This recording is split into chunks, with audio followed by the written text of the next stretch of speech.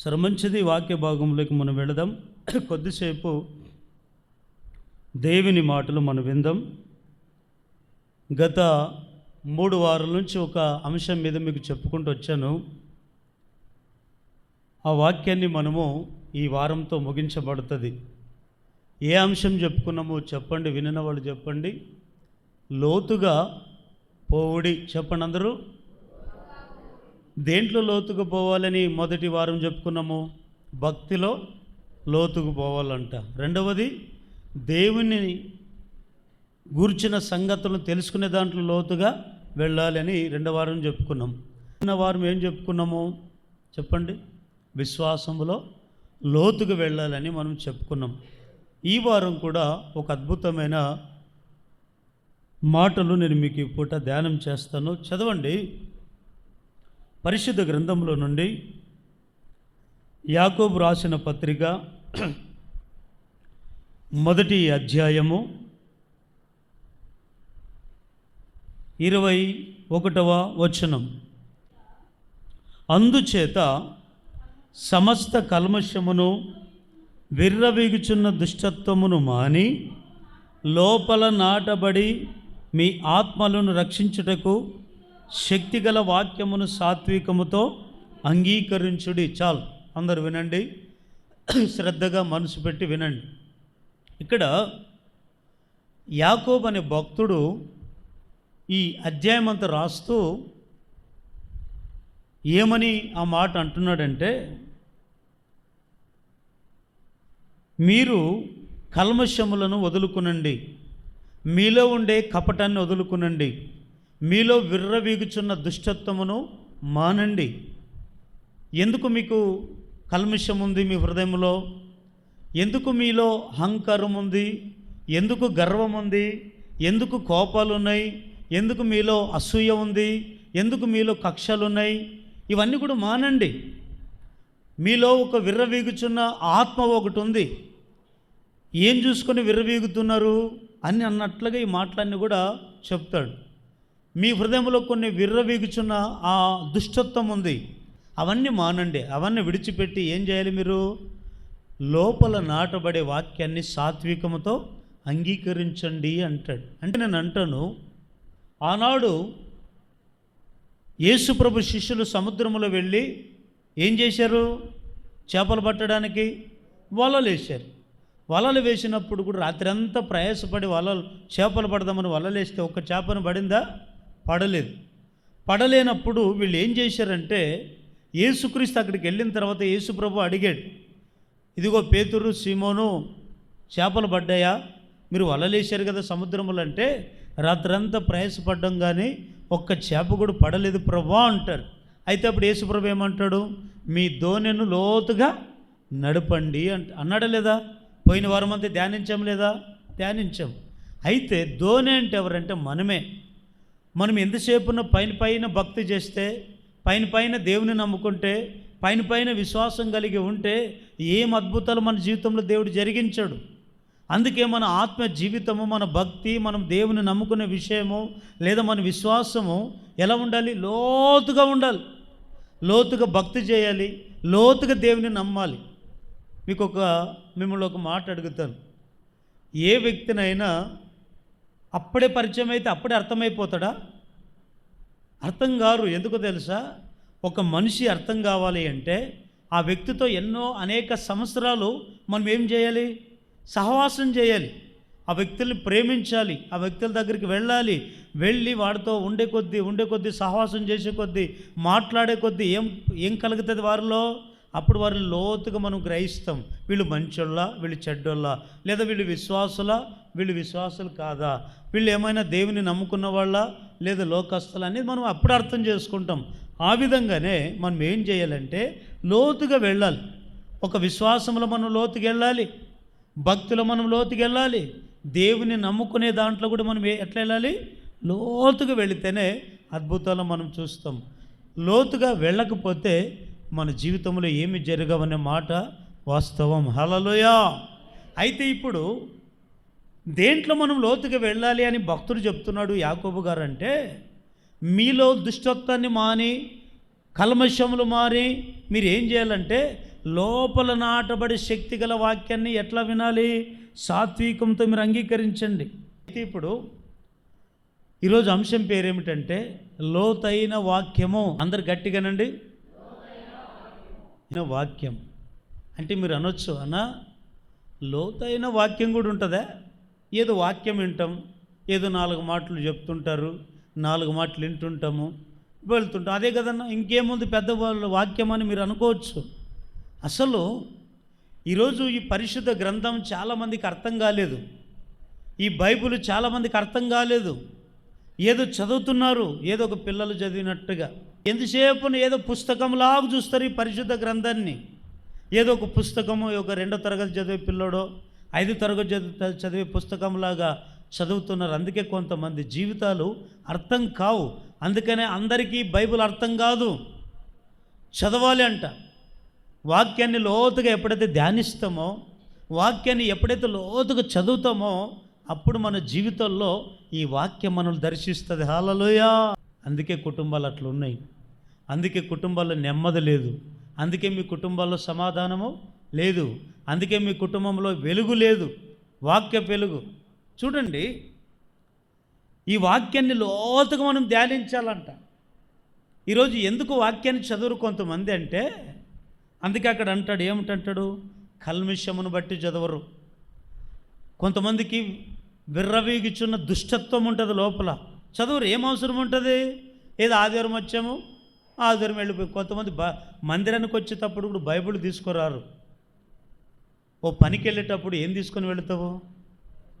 కొడవలు తీసుకొని వెళ్తావా? లేదా ఉద్యోగానికి వెళ్ళేటప్పుడు ఏం తీసుకుపోతావు?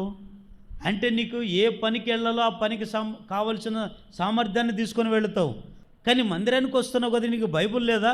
అయితే ఈ లోతైన వాక్యాన్ని ఎందుకు చదవరు కొంతమంది అంటే, దుష్టత్వం అనేది మనసు, కక్షలు, కోపాలు, ద్వేషాలు, ఏదో ఏమి తిందమో, ఏమి త్రాగుదమో, ఏం ధరించుకుందామో, దీని మీదే మనసు ఉంటుంది. కానీ కొంతమందికి అవును కదా, వాక్యము దేవుడు మనకిచ్చాడు. ఈ వాక్యం ఎవరు తెలుసా? ఆది యందు వాక్యం ఉండెను, వాక్యము దేవుని యొద్దే ఉండెను, వాక్యమే దేవుడై ఉండెను. అంటే ఈ వాక్యం ఎవరై ఉన్నారు? ఇప్పుడు దేవుడై ఉన్నాడు. మరి ఈ వాక్యం మనం చదివితేనే కదా అర్థమయ్యేది. ఈ వాక్యాన్ని ధ్యానిస్తేనే కదా అర్థమయ్యేది. మరి ఎందుకు చదవట్లేదు నువ్వు అంటే, మీరు అనొచ్చు, అన్న మాకు చదువు రాదు కదా. చదువు రాదు, కనీసం ఇంట్లో టీవీలు, సెల్లులు ఉంటాయి కదా, సెల్లులో వాక్యాలు పెట్టుకొని వినొచ్చు కదా. చదువుకున్న వాళ్ళకంటే చదువులేని వాళ్ళకి ఎక్కువ జ్ఞానం ఉంది. మీరు బాగా గ్రహించారో లేదో నాకు తెలియదు, కానీ నేను గ్రహించాను. చదువున్న వాళ్ళకన్నా పలానా అధ్యాయం చదవంటే తొందర చెప్పలేరు. చదువు లేని వాళ్ళు మతికి పెట్టుకుంటారు. అయితే నువ్వు పరిశుద్ధ గ్రంథాన్ని ఒక్కసారి నీ ముందు పెట్టుకొని చూస్తే ఖచ్చితంగా దేవుని వాక్యం నీకు అర్థమవుతుంది. హల్లెలూయా చెప్పండి గట్టిగా. ఇంకోసారి గట్టిగా హల్లెలూయా అని చెప్పండి. అయితే ఈ లోతైన వాక్యాన్ని మనం ఏం చేయాలి? చదవాలి. ఇర్మియా గ్రంథం 18వ అధ్యాయం 18వ వచనం చదవండి. అప్పుడు జనులు ఇర్మియా విషయమై యుక్తిగల యోచన చేతం రండి, యాజకుడు ధర్మశాస్త్రం వినిపించక మానుడు, జ్ఞాని యోచించలేకుండా నుండడు, ప్రవక్త వాక్యం చెప్పక మానుడు, వాని మాటలలో దేనిని వినకుండా మాటలతో వాని కొట్టుదం రండని చెప్పుకొనుచుండిరి. చూడండి ఎంత దుర్మార్గమైన మనుషులు కదా. ఇర్మియా ఉన్నాడు దినంలో. ఇర్మియా ఆయన ఒక ప్రవక్త, ఒక గొప్ప సేవకుడు. ఆయన దేవుని మాటలు ప్రజలకు వినిపిద్దామని చాలాసార్లు వచ్చినప్పుడల్లా ఈ ప్రజలు ఏమనుకున్నారు తెలుసా?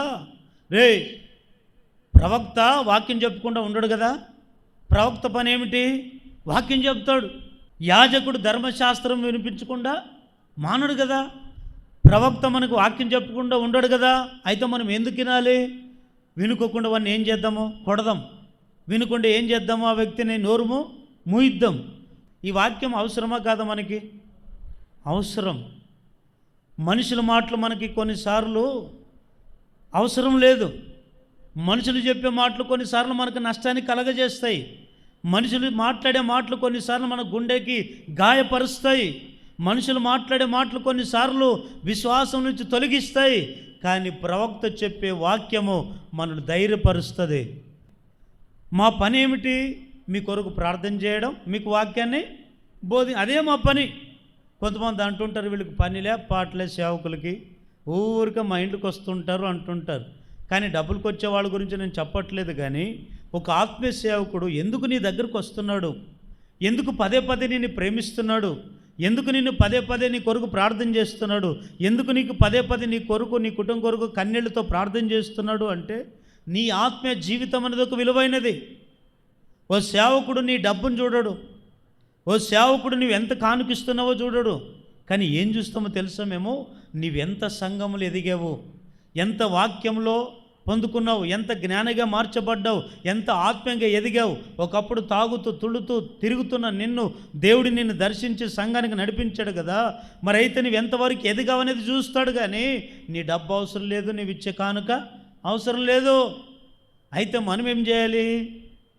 దేవుని వాక్యాన్ని వినుకోకుండా ఏం చేస్తారంటే కొంతమంది, ఈ ప్రజలు అన్నారు చూడు ఇరిమేతో, యాజకుడు ధర్మశాస్త్రం వినిపించకుండా మానడు, ప్రవక్త వాక్యం చెప్పకుండా మానడు, గనుక మనం ఏం చేద్దాం తెలుసా? వాడిని కొడదాం రండి, వాడిని ఇక్కడి నుంచి పంపించేద్దాం రండి, వాడిని ఇక్కడి నుంచి తోలుదాం రండి అని చెప్పుకొని వచ్చి ఇరిమేను చాలాసార్లు గాయపరిచినట్లుగా మనం చూస్తాం.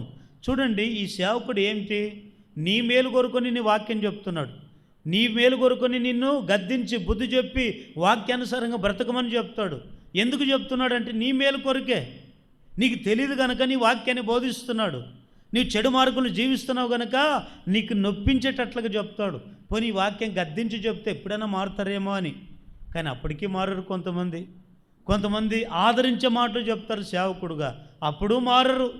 అయితే చూడండి, కొంతమంది ఎలా ఉన్నారంటే, వాక్యం మాకేం అవసరం, ఇంకొంతమంది డిఫరెంట్, మాకు వాక్యాలు అన్నీ తెలుసు, మాకేం చర్చ అవసరమా, మాకు ప్రార్థన అవసరమా, వాక్యం వినేది అవసరమా, ఆయన చెప్పే మాటలు మేము వినాలా, మేము చెప్పే మాటలు ఆయన వినకూడదా అని కొంతమంది విర్రవీగుచున్న దుష్టత్వం, విర్రవీగుచున్న మనస్తత్వం కలిగి ఉన్నారు. చూడండి, పరిశుద్ధ గ్రంథములు కూడా ఒక ఆయన ధర్మశాస్త్ర ఉపదేశకుడు ఉన్నాడు. ఈయన ఎవరంటే ధర్మశాస్త్రాన్ని బాగా చదివినవాడు. బైబిల్లో ఆయన చదివినంత ఎవరు చదివలేరు, అంత బాగా చదివాడు. ఇంకా ఆయనకు తెలియని విషయాలంటే ఏమీ లేవు. అట్లాంటి ఆయన యేసుప్రభు దగ్గరకు వచ్చి అడుగుతున్నాడు, బోధకుడా, నిత్యజీవం చేయాలని నేనేం చేయాలి? అప్పుడు యేసుప్రభు ఏమంటాడు? నీ దేవుడైన ప్రభువును పూర్ణ ఆత్మతో, పూర్ణ బలంతో, పూర్ణ శక్తితో ప్రేమింపవలెను, రెండవది నిన్నవలి నీ పొరుగువాన్ని ప్రేమింపవలెను అంటే అప్పుడు ఏమంటాడు తెలుసా? ధర్మశాస్త్రం చదివిన వ్యక్తి, బోధకుడా, మరి నా పొరుగువాడు ఎవరని అడుగుతాడు. అంటే ఆయన బైబిల్ చదివాడు కానీ ఎదుటి వారిని ఎట్లా ప్రేమించాలో తెలియదంట ఆయనకి. ఈరోజు కూడా చాలామంది మందిరానికి వస్తారు, ఎవరితో ఎట్లా మాట్లాడదో తెలీదు.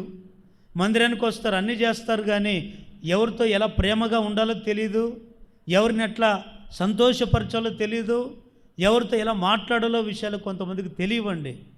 మందిరానికి వస్తున్నాం, వాక్యం వింటున్నాం, మంచిదే, మరి నీ మాట ఏది? కొత్త వాళ్ళు ఎవరో, పాత వాళ్ళు ఎవరో తెలియదు కొంతమందికి, ఏం పడితే మాట్లాడుతుంటారు. మందిరంలో ఉన్నంత వరకు భక్తులు, మందిరం దాటి వెళ్ళిపోయిన తర్వాత ఎవరిల్లు? భక్తులు కాదు, కత్తులు. చూడండి, అలా ఉండకూడదండి. మనం దేవుని మందిరంలో ఉన్నప్పుడు దేవుని మాటలే మాట్లాడాలి. బయట ఉన్నప్పుడు కూడా ఎవరైనా కొత్తగా వచ్చారనుకోండి, వాళ్ళు కూర్చోబెట్టుకొని మాట్లాడండి. ఏ మాటలు? నీ ఇంటి విషయాలు కదా వాళ్ళకి చెప్పాల్సింది, దేవుని మాటలు చెప్పండి, దేవుని వాక్యాన్ని బోధించండి. ఆ వాక్యాన్ని బోధిస్తే వారి హృదయాలు తాకుతాయి, వారు కొన్ని తెలుసుకుంటారు. దేవుడు నీ జీవితంలో ఏం మేలులు చేశాడో వారికి కూడా చెప్పండి. నేను ఒకప్పుడు ఇలా ఉన్నాను, మందిరానికి వచ్చిన తర్వాత ఇలా మారాను, దేవుని వాక్యం నన్ను బాగు చేసింది, దేవుని వాక్యం నన్ను దర్శించింది, నీవు కూడా దేవుని వాక్యం చదువుకొని ఇట్లాంటి మాటలు చెప్పరు. ఎట్లాంటి మాటలు చెప్తారు? పలానాకు ఇట్లంట, పలానన్ను ఇలా అంట, పలానా అమ్మ ఇట్లంట అంటే ఇవన్నీ పనికిరాని మాటలు చెప్తుంటారు. దానివల్ల ఏమవుతుంది? అవతల వ్యక్తికి విశ్వాసం కలగదు. ఏం కలుగుతుంది? ఇంకా మందిరానికి వచ్చేదానికంటే ఏడుండాలా, ఇంట్లో ఉంటే మంచిది కదా అనుకుంటారు. అలా కాదు. ఒక ఆత్మను రక్షించాల్సినటువంటి బాధ్యత నాదొక్కందే కాదు. ఒక ఆత్మను రక్షించాల్సిన బాధ్యత మా కుటుంబానికి ఒకటే కాదు. ఒక ఆత్మను రక్షించాల్సిన బాధ్యత అమ్మా నీకుంది, అన్న నీకుంది, నీకు మనందరికీ ఉంది. ఎవరైనా మందిరాన్ని రాకున్నప్పుడు ఏం చేయాలి? అన్న ఎందుకు రాలేదు? ఇంటికి వెళ్ళండి. బాని మందిరానికి వచ్చేవాళ్ళు కదా, వాళ్ళు వెళ్ళండి. వాళ్ళు ఏ కష్టాలతో ఉన్నారో, ఏ బాధలతో ఉన్నారో, ఏ సమస్యలతో ఉన్నారో వెళ్ళి అడగండి. అక్క ఏందక్క 2 వారాల నుంచి మందిరం రావట్లేదు, అన్న ఎందుకన్నా మందిరానికి రావట్లేదు అడగండి. ఏ సేవకుని కొట్టే పట్టిందా, సంఘస్థులకు పట్టలేదా? చూడండి ఎంత దుర్మార్గమైన స్థితిలో మనం ఉన్నాం. దేవుని బిడ్డలారా, సేవకుడుగా ఒక సంఘ విశ్వాసులుగా మనం ఏం చేయాలి తెలుసా?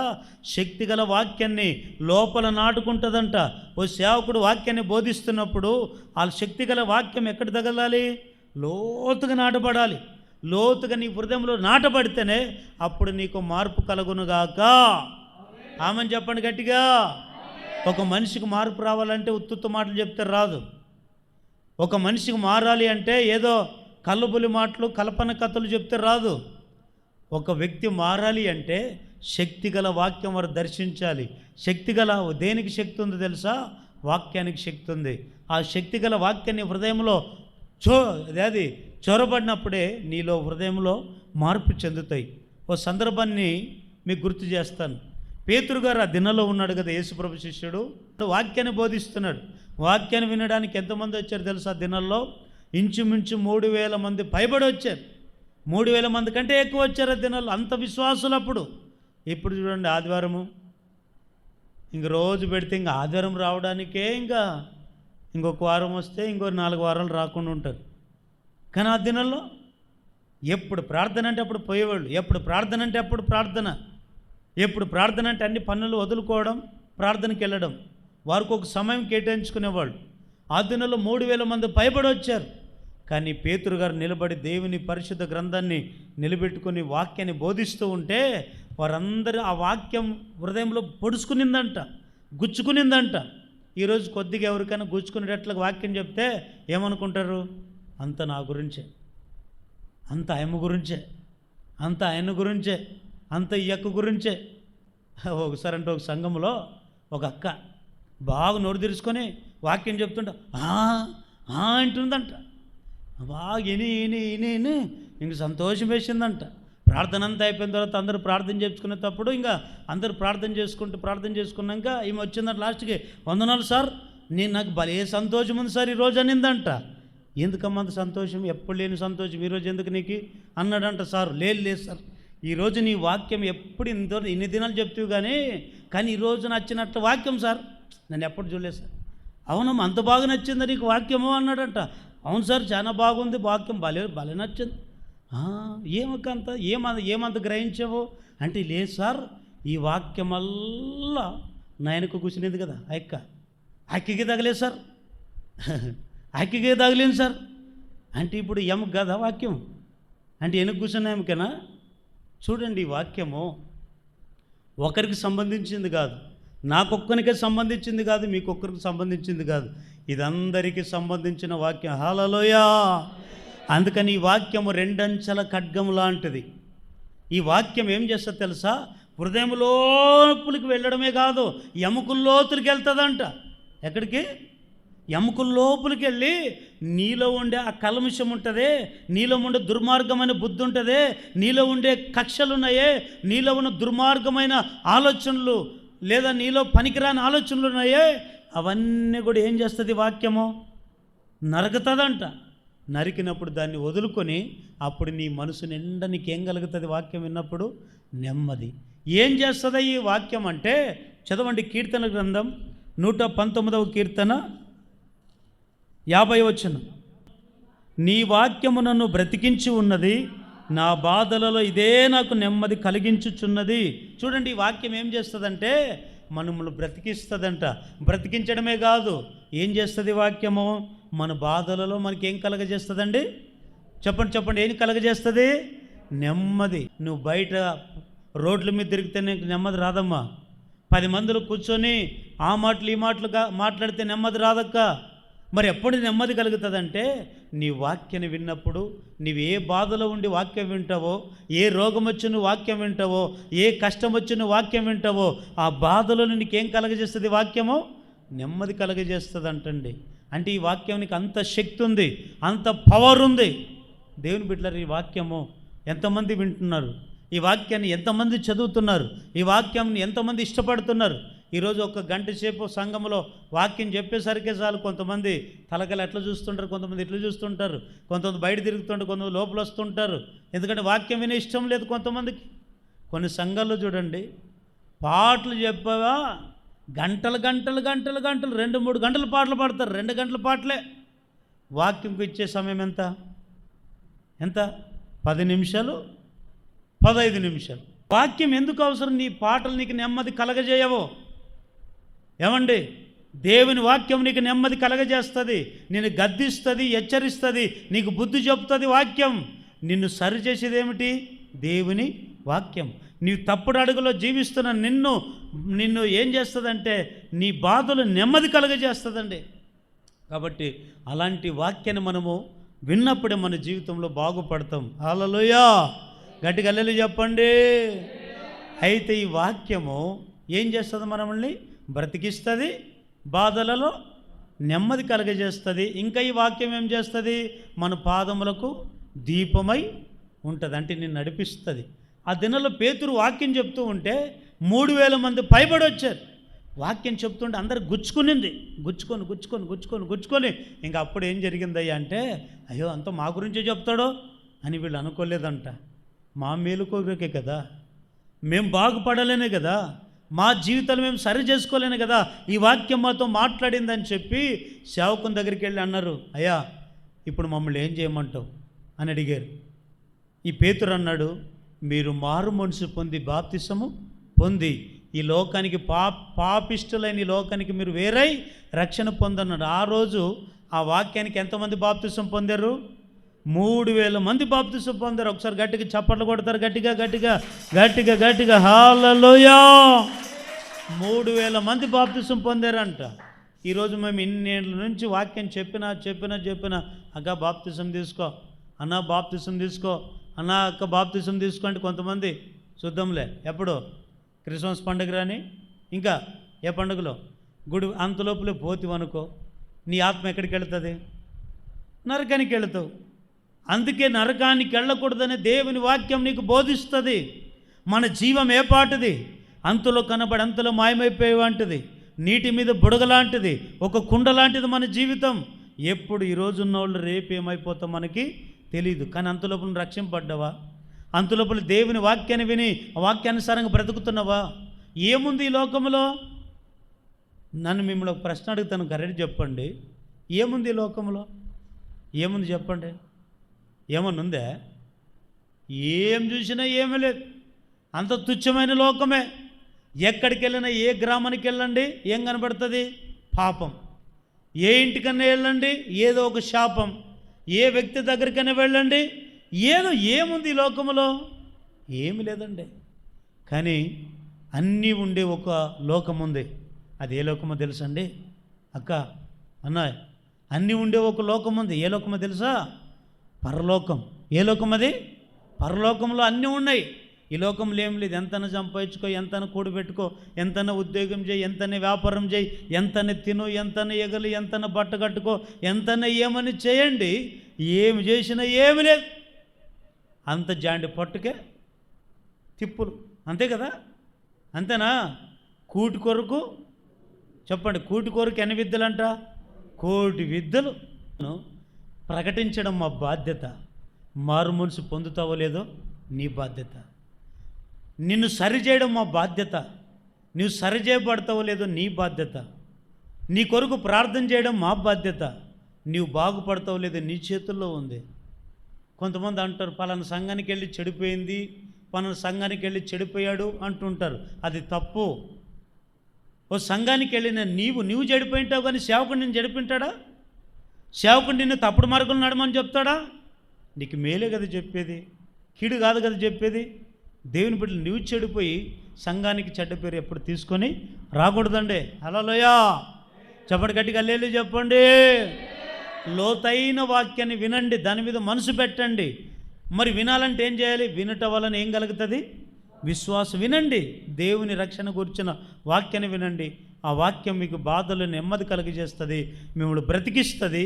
ఆ వాక్యం మీకు త్రోవనులో చూపుతుంది, మిమ్మల్ని నడిపించునుగాక. అయితే ఒక 3 మాటలు చెప్పి నేను ముగిస్తాను. ఈ వాక్యము ఎవరికి? అందరికా కొందరికా అని మనం ఆలోచన చేస్తే దేవుని వాక్యము అందరికీ వినిపించాలంట. వాక్యాన్ని అందరికీ వినిపించాలంట. దేవుడు కూడా ఆ దినాల్లో అందరికీ వాక్యాన్ని బోధించాడు. కానీ కఠినమైన వాక్యాలు ఎవరికి చెప్పాడు? కొందరికే చెప్పాడు. అది గుర్తుపెట్టుకోవాలి. వాక్యం అందరికీ వినిపించాడు. వినిన వాళ్ళు కొందరు రక్షింపబడ్డారు. రక్షణ లేని వారికి, కఠినాత్ములకి మరలా గట్టిగా చెప్పాడు. ఎవరికి చెప్పాడు తెలుసా? ఒక్క 3 రకాల మాటలు చెప్పి నేను ముగిస్తాను. ఈ వాక్యం ఎవరికి అవసరం? ఈ వాక్యం ఎందుకు అవసరం? ఈ వాక్యం వినడం వల్ల నీకేం కలుగుతుంది అని ఒక 3 మాటలు చెప్పి నేను ముగిస్తానండి. మొదటి మాట చదవండి.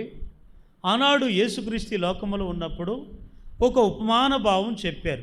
ఏం ఉపమానము? చదవండి. లూకా సువార్త 8వ అధ్యాయం 4-5 వచనాలు చదవండి. బహు జనసమూహుడి ప్రతి పట్టణం నుండి ఆయన యొద్దకు వచ్చుచుండగా ఆయన ఉపమాన రీతిగా ఇట్లా నేను విత్తువాడు తన విత్తనములు చల్లుటకు విత్తుటకు బయలుదేరెను. అతడు విత్తుచుండగా కొన్ని విత్తనములు త్రోపక్కన పడి త్రొక్కబడిన గనుక ఆకాశ పక్షులు వాటిని మృంగివేశును. మరికొన్ని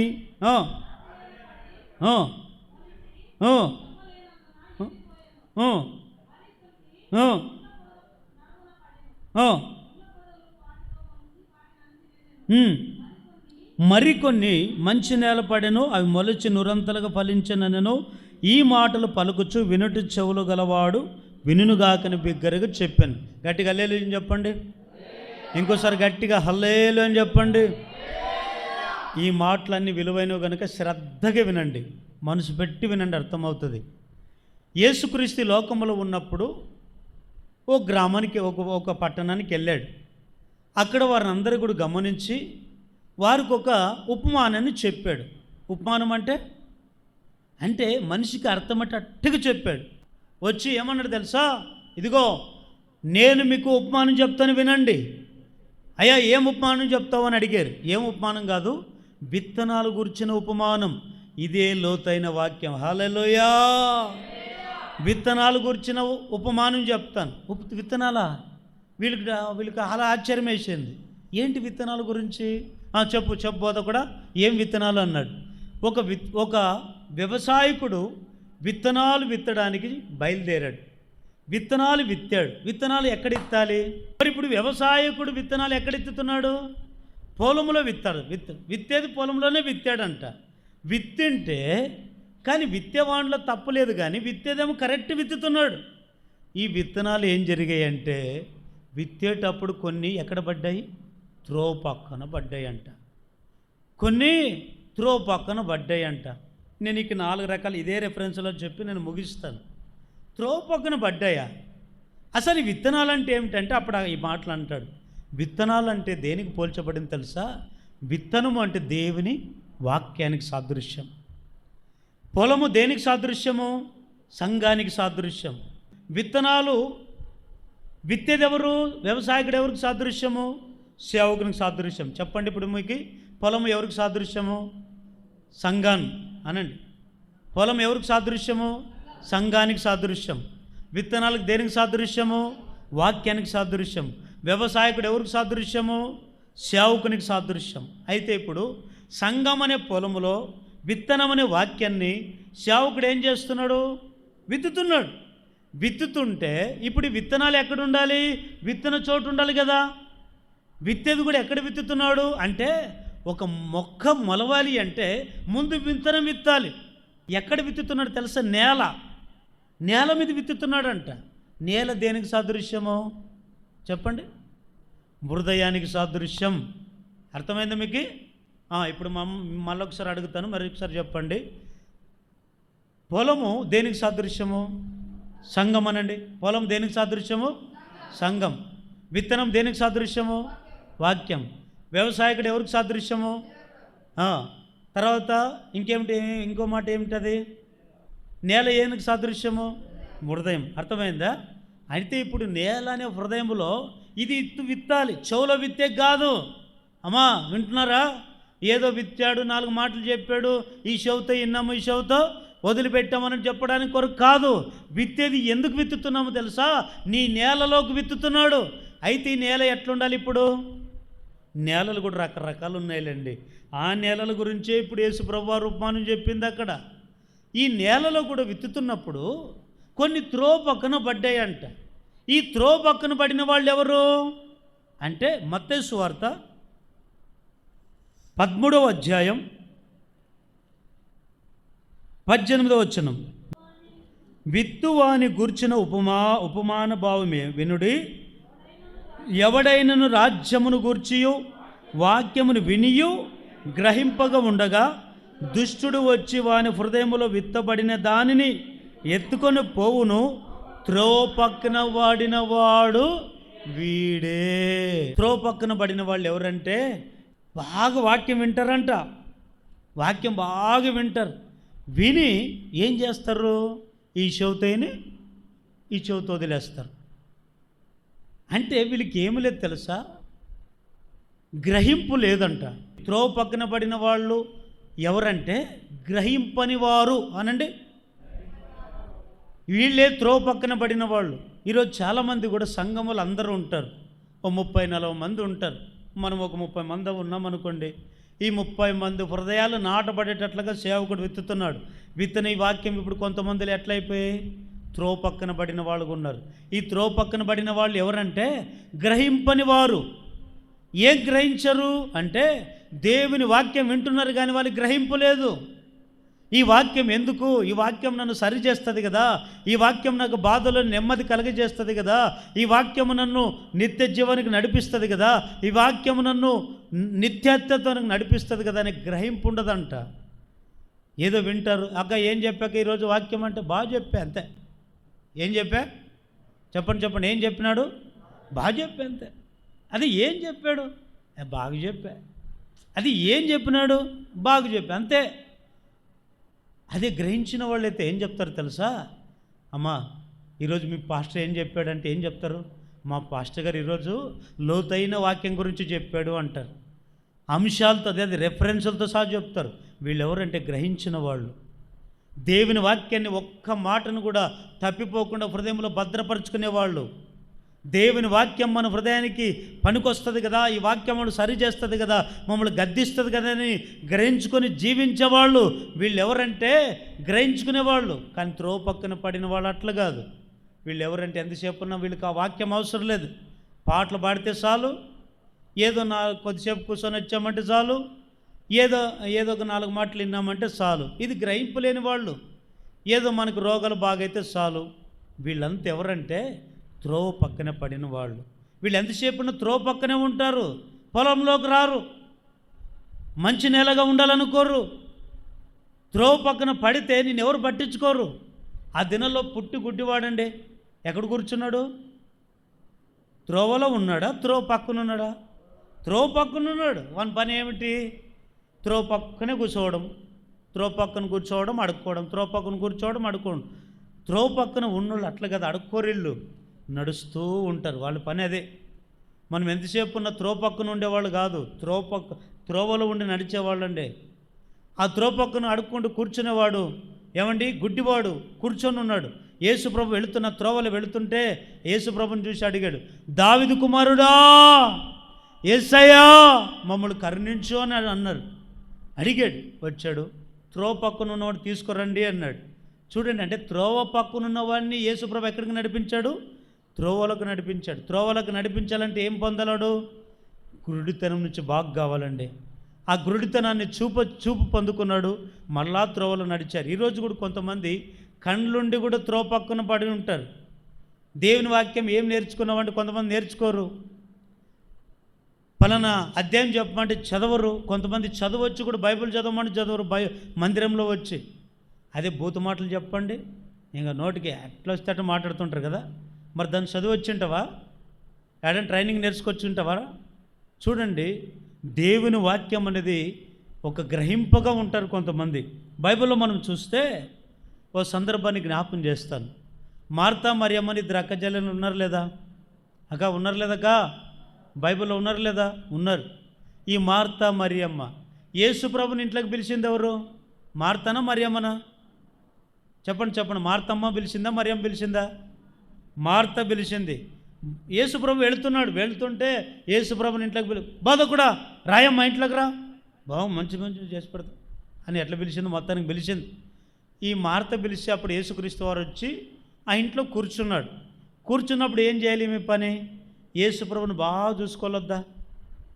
యేసు ప్రభు చెప్తున్న బోధ వినాలొద్దా? యేసు ప్రభుకి ఏమండి ఆయన ఏం చెప్తున్నాడో గ్రహించాలవద్దా? గ్రహించుకోకుండా ఏం చేస్తుంది? యేసు ప్రభునేమో పిలిచింది, ఇంట్లో కూర్చోబెట్టింది, లోపల వంటింట్లోకి వెళ్ళి ఏం చేస్తుంది? వంట చేస్తుంది. కానీ ఆమెకు ఇంకొక సహోదరు ఉంది. ఏం పేరు? ఆమె పేరు మరియా. ఈమె వచ్చి ఎక్కడ కూర్చునిందండి? యేసు ప్రభు పాదాల చెంత కూర్చునింది. ఎందుకు తెలుసు? ఈమె గ్రహించింది, యేసు ప్రభు ఎప్పుడు వస్తాడో తెలీదు, మా ఇంట్లోకి వచ్చాడైనా ఇంకోసారి వస్తాడు రాడు అని గ్రహించి యేసు ప్రభు వచ్చి కూర్చున్నప్పటి నుంచి యేసు ప్రభు ఇంటి నుంచి బయటికి వెళ్ళేంత వరకు ఎక్కడ కూర్చునింది? యేసు ప్రభు పాదాల దగ్గర కూర్చునింది. ఎందుకంటే యేసు ప్రభు దగ్గర మంచి జీవపు మాటలు దొరుకుతాయి, మా జీవితాలు సరిచేసే మాటలు దొరుకుతాయి. ఆ వాక్యం మాకు అవసరమని ఏమండి యేసు ప్రభు చెప్తున్న బోధ గురించి లక్ష్యం ఉంచిందండి. ఈమెం చేస్తుంది? ఈమెకేమి లేదు, తిండి తిండి తిండి తిండి తిండి.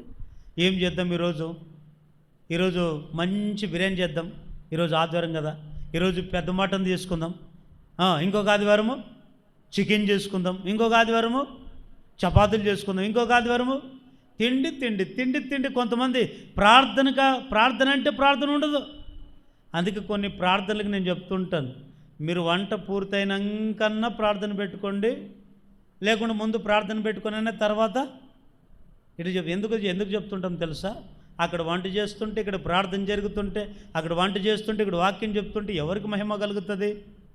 చూడండి, ఒకసారి ఆలోచించండి. ఆమె లోపలికి వెళ్ళి వంట చేస్తూ ఉంటే, ఎందుకంటే గ్రహింపు లేదు ఆమెకి, దేవుని మీద విశ్వాసం ఉంది, కానీ ఆ వాక్యం వినడం వల్ల ఆ వాక్యం నన్ను దర్శిస్తే నా జీవితము బాగుపడతాను కదా అని ఆలోచన ఆమెకు లేదండి.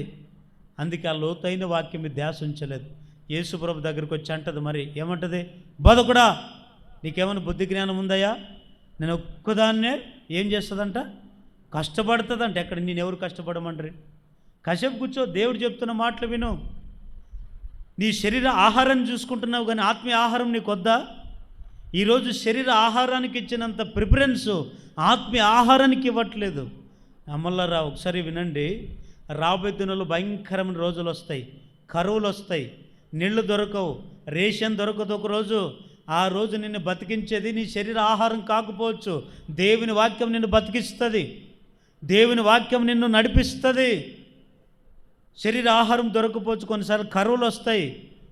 ఏమండి ఆ కరువుల్లో నీకు అప్పుడు ఆహారం దొరకదండి, మటన్ దొరకదు, చికెన్ దొరకదు, ఏం దొరకని రోజులు ఒకసారి వస్తాయి. ఎలీషా ఉన్న దినాల్లో ఏం జరిగింది తెలుసా? కరువులు వచ్చింది. ఎట్లాంటి కరువు? ఎవరు పిల్లను కంటే ఆ పిల్లను కోసుకోవడం, పిల్లను తిన్నారు ఆ దినాల్లో. అంటే పుట్టిన పిల్లల్ని కోసుకొని తిన్నట్లుగా దినాల్లో ఉన్నారు. రాబోయే దినాల్లో అట్లాంటి పరిస్థితులు రావచ్చేమో. అలాంటి ఆహారం కాదు మనకు కావాల్సింది, దేవుని ఆహారం. ముందు ఈ ఆత్మీయ ఆహారాన్ని భుజించండి, తర్వాత శరీరానికి కావలసిన ఆహారం దేవుడు మనకు అనుగ్రహించునుగాక. అయితే మీకు ఇప్పుడు మరియకు గ్రహింపు ఉంది వాక్యం మీద, మార్తకేమి లేదు, గ్రహింపు లేకుండా ఆమె జీవిస్తుంది. అప్పుడు యేసుప్రభు దగ్గరకు వచ్చి అంటే యేసుప్రభు ఏమన్నాడు? మార్తా నీవు అనేకమైన పనుల మీద విచారం కలిగి ఉన్నావు, కానీ అవసరమైనది ఒక్కటే. ఏమొక్కటి? దేవుని వాక్యం ఒక్కటే. రేపొద్దున ఈ ఆకాశం భూమి గతించినా ఆయన వాక్యము గతించనిదండి. ఆ వాక్యాన్ని మనం గ్రహించాలి. ఈరోజు ఎంత నువ్వు గ్రహిస్తున్నావు? వాక్యం వింటున్నావు కానీ గ్రహింపు లేకుండా ఉంటున్నావు. పోయిన వారం ఏ వాక్యం చెప్పామంటే కొంతమంది చెప్పరు, ఏ వాక్యం చెప్పమంటే కొంతమంది చెప్పలేని స్థితి. ఎందుకో తెలుసా? నీవు గ్రహింపలేని త్రోపక్కన పడిన దానిగా ఉన్నావు. సంఘములో నువ్వు త్రోపక్కన పడితే నీ జీవితం బాగుపడదండి. త్రోపక్కన పడిన వాళ్ళుగా మనం ఉండకూడదు, త్రోవలో వెళ్ళే వారిగా మనం ఉందముగాక. త్రోపక్కన పడిన వాళ్ళు ఎవరు? గ్రహింపని వాళ్ళు. త్రోపక్కన పడిన వాళ్ళు ఎవరండి? గ్రహింపని వాళ్ళని అర్థం. ఈ త్రోపక్కన పడిన వారికే దేవుడు గుచ్చి గుచ్చి గుచ్చి గుచ్చి వాక్యం చెప్పాడు. చాలామంది మారిపోయారు ఆ దినాల్లో. నేను అంటాను, ఈరోజు నువ్వు ఎంతవరకు మారావు? ఈ వాక్యం వింటున్నావు కానీ ఎంతవరకు నీలో మార్పు వచ్చింది? ఎంతవరకు నీ విని గ్రహించావు? ఎంతవరకు నీ హృదయంలో వాక్యాన్ని భద్రపరుచుకున్నావో ఒకసారి ఆలోచించండి. కొంతమంది చూడండి, నోరు ధరిస్తే బూతు మాటలే కానీ వాక్యం మాటలు రావు. కొంతమంది నోరు ధరిస్తే అబద్ధాలే చెప్తారు కానీ వాక్యం రాదు నోట్లో. ఏదైనా ఆత్మీయ మాటలు వస్తాయంటే చూస్తాం కదా ఎదురు. కొంతమంది మాట్లాడరు. నేను కూడా అప్పుడప్పుడు ఫోన్లు చేస్తే ఏంటక్క బాగున్నారంటే వీళ్ళు మాట్లాడేది కొంతమంది అబద్ధాలు చెప్తుంటారు, కొంతమంది బూతుల మాటలు మాట్లాడుతుంటారు. హృదయంలో నిండిందని నువ్వేం చేస్తుంటావు?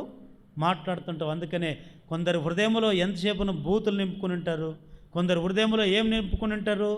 అబద్ధాలు నింపుకుని ఉంటారు. ఇవి కాదు, అవి నిన్ను అపరిశుభ్రపరుస్తాయి. దేవుని వాక్యాన్ని నింపుకునండి, గ్రహించండి. ఆ వాక్యం మీ అందరినీ కూడా సరిచేయునుగాక. రెండవ నేల ఎవరు?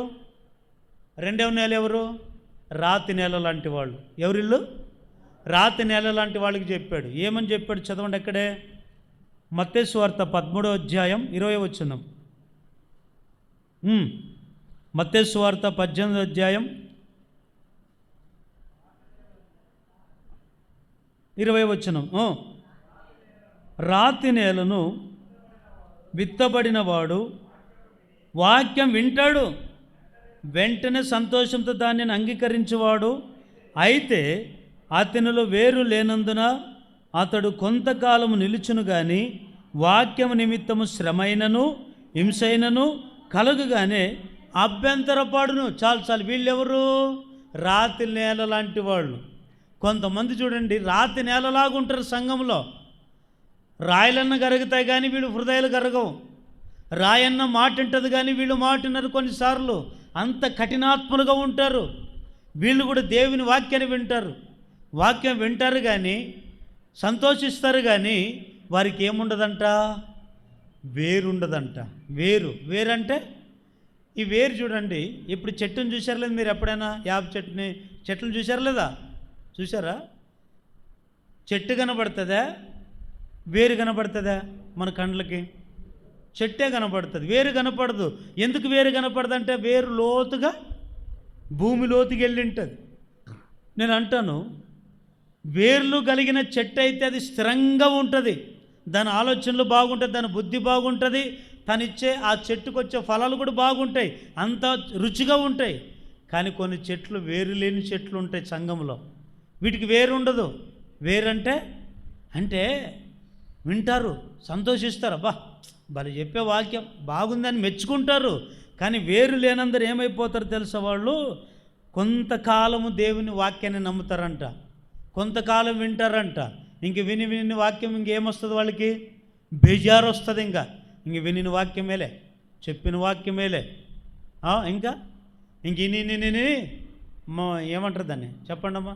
విని ఏమంటారు దాన్ని? మాకు బేజారు వచ్చింది, బోరు వచ్చింది అని ఏం చేస్తారు తెలుసా? ఇంకా కొంతమంది వాక్యం నిమిత్తమై కొద్దిగా శ్రమ కలిగితే ఏం చేస్తారు? సంఘాన్ని వదిలిపెడతారు, వాక్యాన్ని వినేది మానుకుంటారు. అంటే నేను అంటాను, అక్కడ కొంతమందికి కొద్దిగా వాక్యాన్ని చెప్తే ఇంకొద్దిగా హృదయానికి గుచ్చుకుంటే చాలు, ఇంకంత మా గురించి చెప్తాడు, అంత నా గురించే చెప్తాడు అనుకొని కొంతమంది సంఘాన్ని వదులుకునే వాళ్ళు ఉన్నారు. ఇలాంటి వాళ్ళు ఎవరు? రాతి నేల లాంటి వాళ్ళు. ఎవరిల్లు? చెప్పండి ఎవరిల్లు? రాతి నేల లాంటి వాళ్ళు. అయితే ఈ రాతిని పగలు కొట్టాలంటే దేవుడు ఏం చేస్తాడు తెలుసా? దినాల్లో చదవండి. ఇర్మియా గ్రంథం 23వ అధ్యాయం, ఇర్మియా గ్రంథం 23వ అధ్యాయం 29వ వచనం. త్వరగా ఇంకో 2-3 నిమిషాలు ముగిస్తాను. ఇర్మియా గ్రంథం 23వ అధ్యాయం 29వ వచనం. నా మాట అగ్ని వంటిది కాదా? బండను బద్దలు చేయు సుత్తి వంటిది కాదా? చూడండి, అంటే దీని అర్థం ఏమిటంటే ఆయన మాట అగ్ని లాంటిదంటే దేవుని వాక్యము అగ్ని లాంటిదంట. అగ్ని లాంటిది అని చెప్తే ఏమంటాడు? బండను కూడా బద్దలు చేసే సుత్తి లాంటిది అంటాడు. బండ అంటే ఏమిటి? హృదయం. బండ అంటే ఏమిటి చెప్పండి? కొందరు బండ చూడండి, అందుకే పాట పాడతారు కదా, యాదే బండ లాంటిది నాకు మొండి హృదయం, ఎండిపోయినా. అందరు కలిసి బండ లాంటిది నాకు ఎండిపోయినా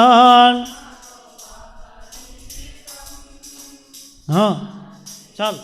చూడండి, అంటే ఈ బండ లాంటిది ఏమిటంటే కొంతమందికి హృదయం బండ లాంటిది. అందుకే కొంతమంది అంటుంటారు, ఈ బండ ఎన్నిసార్లు చెప్పిన బండ, మీరు హృదయం బండ అంటుంటారు. చూడండి, నిజంగా కొంతమంది బండలాంటి హృదయం ఉంటుందండి. బండలాంటి హృదయం కలిగి జీవిస్తారండి. అట్లాంటి వాళ్ళకి ఏం చేస్తాడు తెలుసా దేవుడు? వాక్యం అనే సుత్తి తీసుకొని ఇంకా పగలెంత వరకు కొడుతూనే ఉంటాడు. కొడితేనే అది పగిలిపోవాలి. నీ హృదయము ఆ కఠినాత్వం నుంచి పగిలిపోవాలండి. పగిలిపోతేనే అప్పుడు మెత్తటి హృదయం నిలుపుడుతుంది. ఆ మెత్తటి హృదయమే దేవునికి కావాలి. హల్లెలూయా. అయితే దేవుని బిడ్డలారా, ఈ రాతి నెలలాగా మనం ఉండకూడదు. సంఘములో కఠినాత్మురాలాగా ఉండకూడదు, కఠినాత్ములుగా ఉండకూడదు. కొంతమంది చూడండి, వాక్యానికి ఎదురు చెప్తుంటారు, కఠినాత్ములుగా ఉంటారు, హృదయంలో భద్రపరచుకోరు, హృదయంలో ధ్యానించరు, వాక్యానుసారంగా జీవించరు. ఎందుకో తెలుసా? కొందరు హృదయము బండలాంటిది. ఎన్నిసార్లని చెప్పండి వారికి వాక్యం. ఎంతైనా వారి కొరకు ప్రార్థన చేయండి కన్నీటితో, ఎంతైనా వారిని అడుక్కునండి, ఎంతైనా ఏమని చెప్పండి, ఎంతైనా దేవుని కార్యాలు చేయండి, వాళ్ళ హృదయమే బండలాంటిది. గ్రహింపని వారు చూడండి. ఇట్లాంటి వాళ్ళంటే ఎవరు చెప్పండి? ఎవరిల్లు? రాతి నేల లాంటి వాళ్ళు. ఎవరిల్లు? రాతి నేల లాంటి వాళ్ళు. ఒక సందర్భాన్ని చెప్పి నేను ముగిస్తాను. ఇలాగ ప్రార్థన జరుగుతుంది. బైబిల్లో రాయబడిన మాటలు. ఇలాగ ప్రార్థన జరుగుతుంటే పౌలు గారు వాక్యం చెప్తున్నాడు. ప్రార్థన పెట్టాడు. ప్రార్థన పెడితే అక్కడికి చాలామంది వచ్చారు. స్త్రీలు వచ్చారంట. స్త్రీలలో ఒక స్త్రీ కూడా వచ్చింది. ఎవరామె? లుదియా. ఎవరండి? చెప్పండి. ఎవరామె? దైవభక్తి కలిగినటువంటి స్త్రీ లుదియా. ఆమె కూడా వచ్చింది. అందరూ వాక్యం వింటున్నారు. కానీ హృదయం ఎవరు తెరవబడింది? చదవండి ఒకసారి. అపొస్తలుల కార్యం 16వ అధ్యాయం 13 నుంచి చదవండి. అపొస్తలుల కార్యం 16వ అధ్యాయం 13. అపొస్తలుల కార్యం 16వ అధ్యాయం 13 వచనం. విశ్రాంతి దినమున గవని దారి నది తీరమున ప్రార్థన జరుగుననుకొని అక్కడికి వచ్చి కూర్చుండి కూడి వచ్చిన స్త్రీలతో మాట్లాడుచు స్త్రీలు వినుచుండెరు. ఆమె ఉదారంగా అప్పుడు లుదియాను దైవభక్తి గల ఒక స్త్రీ ఏం వింటుంది? దేవుని వాక్యం వింటుంది. ఆమె ఉదారంగా పొడిన అమ్ము తియాతైర పట్టణస్థురాలు. ప్రభు ఆమె హృదయమును తెరిచెను గనుక ఆమె పౌలు చెప్పిన మాటలందు లక్ష్యమించెను.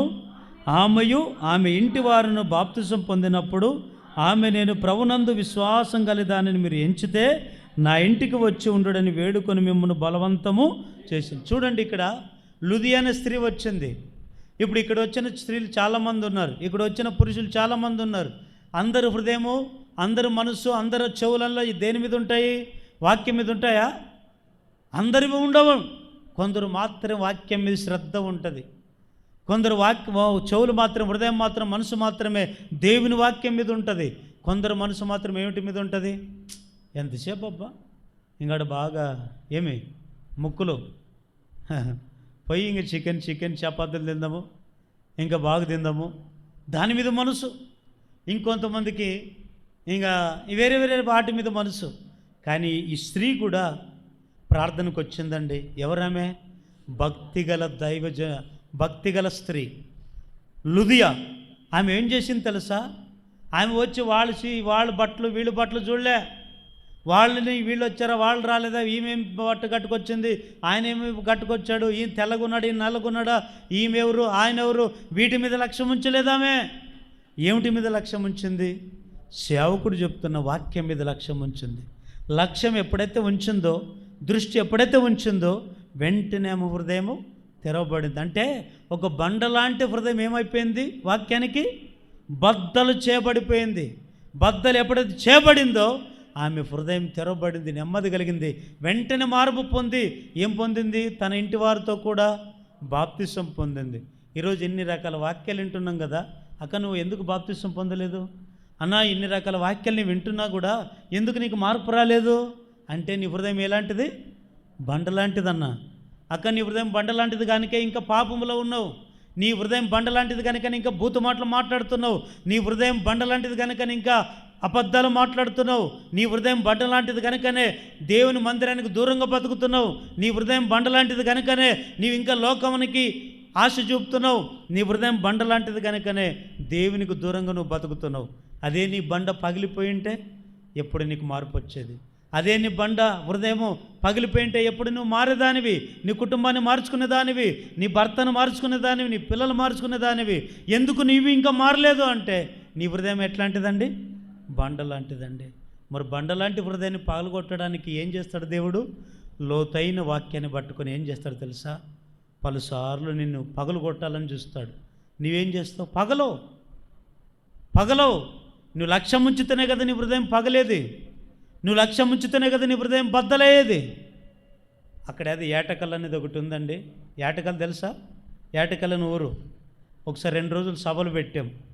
2 రోజులు సభలు పెడితే ఈ 2 రోజుల్లో మొదటి రోజు ఓ సంఘ పెద్ద, నిజమండి, నేను కళ్ళారు చూసిన అద్భుతం చెప్తున్నాను, వాక్యాన్ని బోధించిన తర్వాత ఆఖరికి ప్రార్థన చేద్దాం అందరూ మోకాళ్ళు ఉంచండి అని లాస్ట్ ప్రార్థనలోన అందరూ మోకాళ్ళు ఉంచారు. ఈ సంఘ పెద్ద ఆయన బోర్న ఏడుస్తున్నాడు. తండ్రి నన్ను క్షమించు నాయన, ఇదిగో నా పాపాలు క్షమించని కన్నీళ్లు కారుస్తున్నాడు, ఏడుస్తున్నాడు. ఆయన ఏడుస్తుంటే అందరూ ప్రార్థన చేసేది మానేసి ఆయన వైపే చూస్తున్నారు. ఇంక నాకు కూడా ఎంతసేపు ఏమి ఇంతసేపు ఏడుస్తున్నాడు అని చెప్పి నేను కూడా కళ్ళు తెరిచి ఆయన చూశా. కంట్లో నీళ్లు గారినట్టు గారుతున్నాయి. మొత్తం తడిచిపోయి ఆయన అంటున్నాడు, తల మీద చేపెట్టి, ఆ ఏడుపు మానట్లేదు, తల మీద పెట్టి ప్రార్థన చేస్తున్నాను, తండ్రి నన్ను క్షమించు, నేను పాపములో నేను ఎవరు తెలియకుండా నేను రహస్యమైన పాపాలు చేస్తున్నాను, బీడీలు సిగరెట్లు తాగుతున్నాను, నన్ను క్షమించు, పానపరాగలు తింటున్నాను, ప్యాకెట్ ఆడుతున్నాను, తండ్రి నన్ను క్షమించు, ఇదిగో నన్ను అట్లాంటి అయినా సంఘ పెద్ద పదవి చేస్తున్నాను అని ఒప్పుకుంటున్నాడండి. అందరు అప్పుడు బిత్తురుపోయి ప్రార్థన చేసినాక నెమ్మదైపోయాడు. అప్పుడు చెప్పాడు, అన్న నేను నిజంగా అట్లాంటి ఈరోజు నీవు చెప్పిన ఈ వాక్యం నా హృదయాన్ని తాకింది. నాకు అనిపించింది ఆ బండ లాంటి వాక్యం అలాంటి అగ్ని లాంటి వాక్యం ఏం చేసింది ఆ వ్యక్తిని? సుత్తి లాంటి వాక్యం ఏం చేసింది ఆ హృదయాన్ని? బద్దలు చేసింది. బద్దలు చేసినప్పుడు ఏమొచ్చింది బయటికి? ఏం మాట్లాడాడు అంటే తను చేస్తున్న ఆ పాపపు జీవితాన్ని బయటికి ఒప్పుకున్నాడు. పశ్చాత్తాపం కలిగింది. ఎవరికైతే బండ హృదయం ఉంటుందో వాళ్ళకి పశ్చాత్తాపం ఉండదు, కన్నీళ్ళు కూడా రావు. ఎవరికైతే బండ అనే హృదయం పగిలిపోతుందో వారిలో పశ్చాత్తాపం కలుగుతుంది, పరివర్తన కలుగుతుంది.